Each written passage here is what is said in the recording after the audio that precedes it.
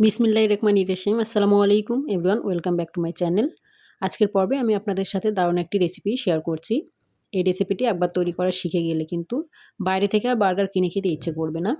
চলুন তাহলে আমরা কথা না বাড়িয়ে এবার রেসিপিটি শুরু করি। এজন্য এখানে একটা বোলে আমি 2 কাপ পরিমাণ সাদা আটা দিয়ে দিচ্ছি। আমি একটু বেশি পরিমাণে বানাবো, এজন্য একটু বেশি করে নিয়েছি। আপনারা কিন্তু ময়দা দিয়েও করতে পারবেন। এরপর 1 চা চামচ লবণ দিয়ে দিলাম। এরপর দিয়ে দেব 1.5 চা চামচ ইস্ট। 1.5 চা চামচ ইস্টই কিন্তু যথেষ্ট। এরপর দিয়ে দিব 3 টেবিল চামচ চিনি। এরপরে দিয়ে দিব 2 টেবিল চামচ রান্নার সয়াবিন তেল। আপনারা চাইলে কিন্তু ঘিও দিতে পারেন। এরপরে শুকনো উপকরণগুলো ভালোভাবে মিশিয়ে নেব। শুকনো উপকরণগুলো ভালোভাবে মিশিয়ে নিয়েছি। এরপর এখানে কুসুম গরম পানি দিয়ে সফট একটা ডো রেডি করে নেব। অল্প অল্প করে আমি কুসুম গরম পানি দিয়ে সফট একটা ডো রেডি করে নিচ্ছি। ডোটা কিন্তু এ পর্যায়ে একটু স্টিকি থাকবে। এরপর আমি সামান্য একটু সয়াবিন তেল দিয়ে দিলাম। তেলটা দিয়ে কিছুক্ষণ একটু মথে নিলেই কিন্তু হাত থেকে এবং বাটি থেকে ছেড়ে যাবে। কিছুক্ষণ মথে নিয়েছি। এবার উপর থেকে আরও একটু তেল দিয়ে দিলাম। এরপরে আমি ঢাকা দিয়ে রেস্টে রেখে দিব 1 ঘন্টার জন্য। 1 ঘন্টার মধ্যে কিন্তু ইস্টটা ফুলে ডাবল হয়ে যাবে। 1 ঘন্টা পর আমি ফিরে আসছি। আমার ইস্টটা বেশি ফুলে গিয়েছিল, এজন্য আমি ঢাকনাটা চেঞ্জ করে দিয়েছি। আমি একটা পাতিলে গরম পানি দিয়ে পাতিলের মুখে আমি বাটিটা বসিয়ে রেখেছিলাম। এজন্য ইস্টটা কিন্তু ভালোভাবে অ্যাক্টিভ হয়েছে। আপনারা একটা গরম জায়গায় রাখার চেষ্টা করবেন। রোদে রেখে দিবেন অথবা এভাবে গরম পানির উপর রেখে দিবেন, তাহলে কিন্তু ইস্টটা ফুলে একদম ডাবল হয়ে যাবে। এরপর আমি এক্সট্রা বাতাসগুলো বের করে দিচ্ছি।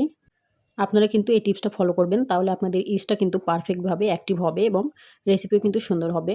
এরপর একটা বোর্ডে আমি সামান্য একটু ময়দা ছিটিয়ে দিয়ে ডোটাকে ময়দা ছিটিয়ে দিয়ে ভালোভাবে একটু মথে নিব। ভালোভাবে ডোটাকে আমি মথে নিয়েছি। এরপর আমি 2 ভাগে ভাগ করে নিচ্ছি। এরপরে 1 ভাগ থেকে আমি এভাবে ছোট ছোট করে লেচি কেটে নেব। আপনারা নাস্তাটি ঠিক যত বড় করতে চান ততখানি সাইজ করে নিলেই হবে। এরপর 2 হাত দিয়ে এভাবে ভালো করে একটু গোল করে নিচ্ছি।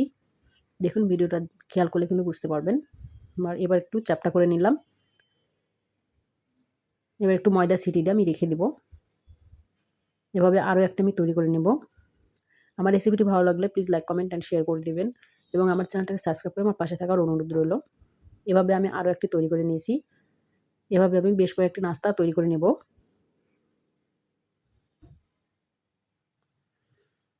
আমি এখানে 5টা তৈরি করে নিয়েছি। এবার ঢাকা দিয়ে 15 মিনিট রেখে দেব। 15 মিনিট পর এগুলো আমি বেক করব।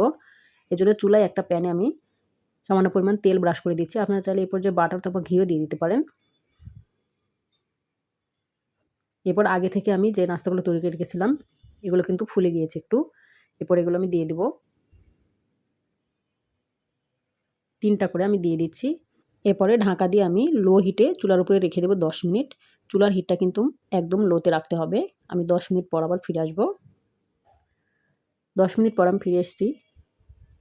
এবার আমি ঢাকনাটা উঠিয়ে নিচ্ছি। দেখুন, নাস্তাটা কিন্তু ফুলে গিয়েছে। এরপরে উল্টিয়ে দেব।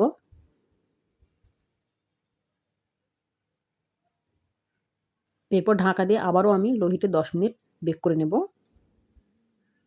টোটাল 20 মিনিটে কিন্তু নাস্তাগুলো তৈরি হয়ে যাবে। দেখুন, এই পাশে কিন্তু হয়ে গেছে। নাস্তাগুলো কিন্তু ভেতর থেকেও ভালোভাবে কুক হয়ে গিয়েছে। চুলার হিটটা কিন্তু যদি হাইটে রাখেন তাহলে কিন্তু ভেতর থেকে কুক হবে না। এজন্য চুলার হিটটা একদম লোতে রাখতে হবে। এরপর আমি উঠিয়ে নিচ্ছি নাস্তাগুলো। এভাবে কিন্তু আমি সবগুলো তৈরি করে নেব। আমি 3টি আপনাদেরকে তৈরি করে দেখাচ্ছি। এরপর নাস্তাগুলো মাঝখান দিয়ে আমি কেটে নিচ্ছি। ভেতর থেকে কিন্তু খুব সুন্দরভাবে কুক হয়ে গিয়েছে। এরকম দারুণ দারুণ রেসিপি পেতে কিন্তু অবশ্যই বেল বাটনটি ক্লিক করে রাখতে হবে, যাতে করে সবার আগে নোটিফিকেশনটি আপনার কাছে পৌঁছে যায়। এবার আমি নাস্তাগুলো পরিবেশন করে নেব। এজন্য এখানে আমি প্রথমে টমেটো সস দিয়ে দিচ্ছি।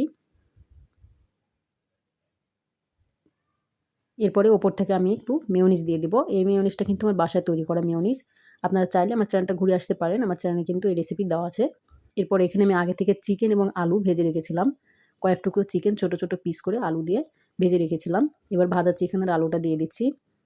এরপর অপর সাইডেও আমি টমেটো সস এবং মেয়োনিজ দিয়ে দিব।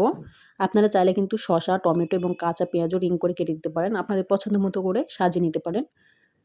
এভাবে আমি তৈরি করে নিচ্ছি।